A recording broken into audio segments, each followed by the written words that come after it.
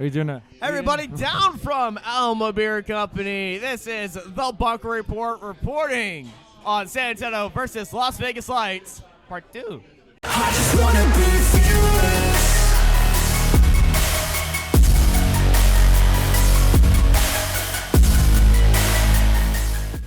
back-to-back weeks, right? Second week in a Back-to-back row. weeks, but not back-to-back same results. San Antonio, hey, we bet on red, and we took home that W. We breaking our draw streak, which is, thank goodness, we needed those 3 points here today. It was 2-1, 12 shots on target for us, 20 shots on targets for them. But the stat that I've been saying that we should always be following, it happened again. It did happen again. So I'm looking at the table. I feel like this hasn't updated. I feel like we should be in the third place now. The ESPN table never updates immediately after the games. No, I feel like we should be third place now. I was just checking on that. Yeah, I do feel like we will be moving up the table immediately after this. I believe this is the last game of the week because it is on Sunday. Yeah. Yes, it is a Sunday. I think it's the first Sunday Bunker Report as well. Yeah, I mean, last time there was that one time we tried to do it and it just didn't record right, and then we had the one time where I had to do it from home. You know, the one time because you were like in watching the race. You were out of town. Yeah, I was out of town one time and I tried recording at a race. It was not a good idea. Mm-hmm. But yeah, let's talk about today's game. At Cashman Field, one of the worst fields in the USL. I have not seen a browner field since just looking outside and just seeing anything outside of San Antonio because the grass definitely didn't look as manicured or watered as well as it is over here. We saw a lot of dirt. Well, I mean, it makes sense as a converted baseball field. Yeah, so I must say, top down it didn't look good, but the ground field cameras were very green. So I think it might just be an optical illusion. But the players, the atmosphere there was extremely weird. Like, nobody was really – it looked like it was a practice game at times. We looked very sloppy at times. The still new players getting learned to where new people are going to be was really affecting people. And I feel like we still need to hook up and realize where everyone's going to be.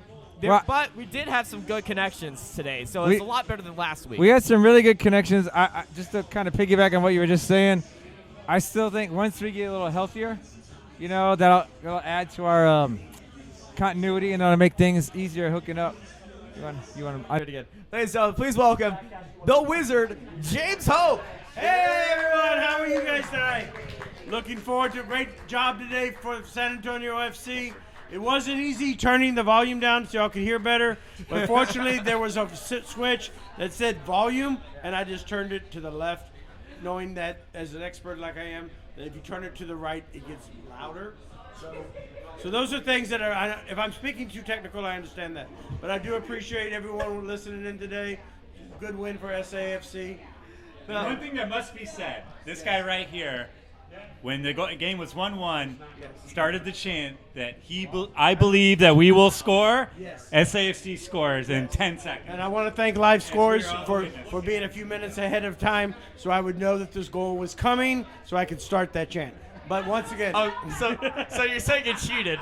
I didn't cheat because cheaters have to get caught. Because I firmly believe that you manufactured that goal to come in, and we had Graham over here who was just left for the bathroom. We just all shoved him outside. I do believe that my technology was stronger than Graham's. So I do believe that it was more important. So Graham, you were not in here, and when you left, we scored. Did you conjure that goal? I thought someone might score during then, but I'm just glad it's us that scored. I won't lie. All right, so whenever Graham leaves the bar or leaves your viewing section, we might score again. Graham, you know where you're needed. We're going to get this guy a phone and a TV. We're gonna get a nameplate on the. We're gonna get a nameplate on the urinal or the stall for you. Graham, right here, your official seat. Yeah. There you go. Please go to GoFundMe.com. Sponsor Graham. Go to the bathroom. Right? Graham's toilet seat. Golden throne. That's a good one. Yeah. Well, speaking of golden boots Thanks, James. are coming back on it. King Sam returns to San Antonio and scores his first goal back with us to immediately 5 minutes into the game. Take the first score, and it was so good in here. It felt so good to see a dinner end score once nice more. bend to that shot too, just right to the corner. The bend on that thing, it was just pristine. And I'm gonna be honest, the other shot that had a bend, it looked kind of similar to Pirana's, but it was not a free kick. This is just a beauty straight in there, and it was so good to watch. The second goal was by Las Vegas Lights. Oluwaseyi. We're not there yet. We're not there yet. That's the third goal. Spoiler. No. So the second goal of the game was by Las Vegas Lights, and they beat out our back line. It was a very good through ball by them, and they beat our back line. They kicked it in. Nothing Jordan Farr could have done. Actually, if you go back and look at it, he deflected it. Like, he got his leg on it. He just couldn't stop it from going in. You thought it looked initially it looked like the guy 5-holed him, but Jordan got his leg on it, and he didn't get enough of it to stop it. But he did a good job. The cameras are really bad for us to really get a clear shot of what's happened. Yeah. Here, that's what happens when you do not have a soccer-specific stadium. You can't see anything. Yeah, it looked like we were watching high school football for a while. I thought I was watching a practice session. Yeah. But yeah, that was the second goal. Then it came halftime. And then we go into second half, and between the second half, between our goal, the second half, and their goal, the game just took a nosedive of interest. Got a little sleepy there for me for a minute. It was sleepy, and not a lot of things are happening. Right. And it was not good. The play was clumsy on both sides of the field. But when we came in, once again, we brought in Oluwaseyi. Oluwaseyi. Thank you, San Antonio commentator, for that pronunciation of Oluwaseyi. This joke is going to get overplayed so much because I still can't I say still it. say you should say Olu. I'm just going to call him Olu, and I feel like a lot of people are going to be calling him Olu. We might get a few Olu chants going on in the future. Hopefully that happens again because it was a brilliant spin and turn and shoot. Yeah. It was a brilliant spin and turn, beating out their defender and just blasting that ball in there Top for corner. Our new goal scorer. Oluwaseyi. Thank you. And I was so happy that he scored, and I love to see our new signee score. And because was this his first minutes that he's played with us? I believe this is the second time. I believe he hopped in late last game. But he wasn't there that long. He wasn't there that long. Okay. It was about like 5 minutes. Okay. This time he was in there much longer, and he scored a goal. Yeah. So welcome to the team. Oluwaseyi. I'm probably saying it wrong. I hope I'm not. I'm gonna be cutting in. I hope I read the phonetics correctly. I'm just gonna use the commentator's way he says it because I can't do it. Tanny Oluwaseyi. Hey, just in though, the train that was parked here for like 2+ hours is finally moving. Oh, great! The train that kept Oh, me. look! You can now cross that street. I can now cross that street. So the reason why we're mentioning that, I was stuck behind that train waiting for it for about 30 minutes. And then Cody, the wizard that he is, found a way around it for me to get here. The worst part is I left where we were at before this, Mitchell Sports Bar, and he got here first. Yeah, and we beat you here. Because I was stuck behind a train. In fact, if we hadn't said anything, you still would have been waiting for a little bit. If you didn't text me, I'm finally getting here. I would hate to think you'd been watching the game on your phone. It wouldn't be the train first time. stop. It would not be the first time. So, next game. Next game, we have Charleston. Actually, the next two matches, we got a little East road trip going on. Yeah. Hey. Charleston and then Detroit. Yeah, we're going to be hopping on that bus. Mm-hmm. The Greyhound bus. Good company. Yep. And Metaphorically. Yeah. It's good buses. So next Saturday, 6:30, Charleston. Right now, they're top of the East. Yes. They score a little bit more than what we do. They give up a little bit less than we do. Well, actually, it's a little similar. So it's going to be another tough road game. But I tell you what, I know it's a different team we play today. But to win 2-1 today on the road gives me a little more confidence because we haven't been playing that good away from home.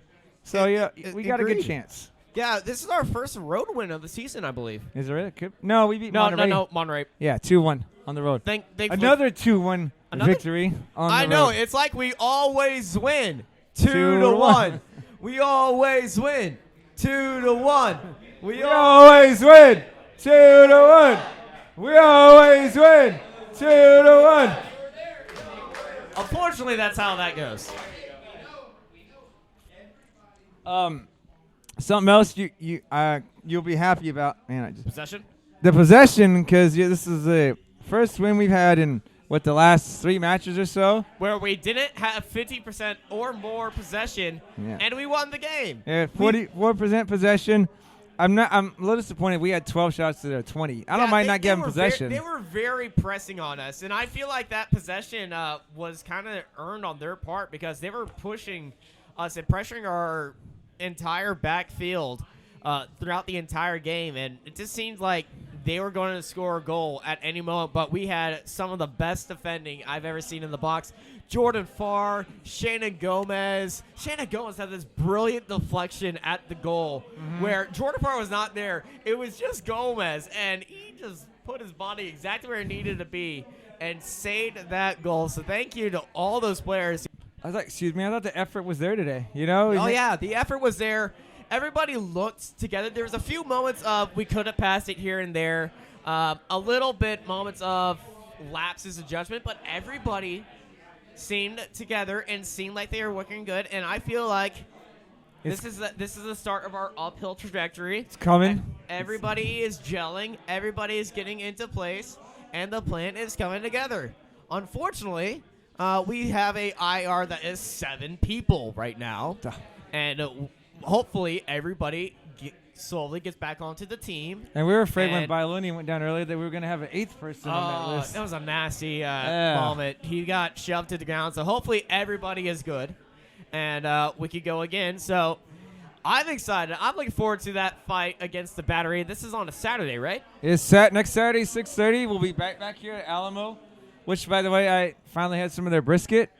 It's fantastic brisket. Yeah. Mac and cheese is Mac and good cheese too. is Very brilliant. delicious.